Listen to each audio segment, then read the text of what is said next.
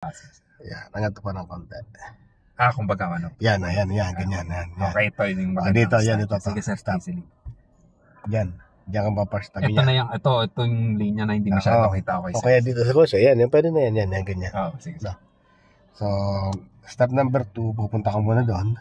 Kasi kasi yung puta ng sakyan mo, ipuposisyon mo dito. Okay. Ano? Okay. Yan, so, tingin ka muna dito. May rad. Tayo. Okay. So, dahan-dahan kang pumunta dito. Okay. Para yung puta ng sakyan, maramdaman mo kung naka-align na dito. Okay, sige, sir. Hindi pa. Yan. Hindi pa naka-align. Yan. Ito yung ano. Okay, sige, sir. Tapos, so, naka-align na dyan. Todo mo na manibela mo. Isa pang sign dyan, yung guhit dyan, dapat nakita mo. Sir. Nakita mo na. Malabong ano. Yan, todo mo na manibela mo. Kaliwa. Todo mo na siya. Yan, step number 2. Dito siya, step number 2, dito yung adjustment.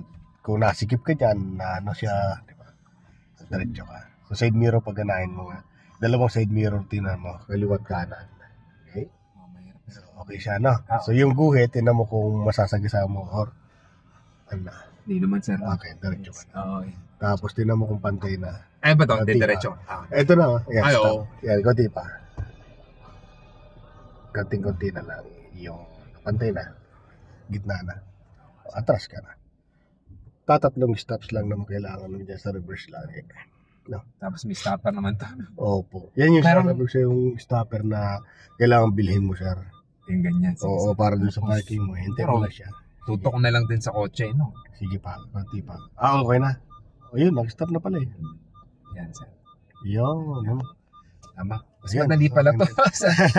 Madali actually yung reversing. Basta alam mo na yung tatlong steps na yun. Una balikat. Then dapat, hindi. Una pala dapat yung preparation yun eh. Yan. Prepare mo muna yung sakyan mo. Hanggang tumapat yung balikat. Oo, sir. Okay. Side mirror pwede.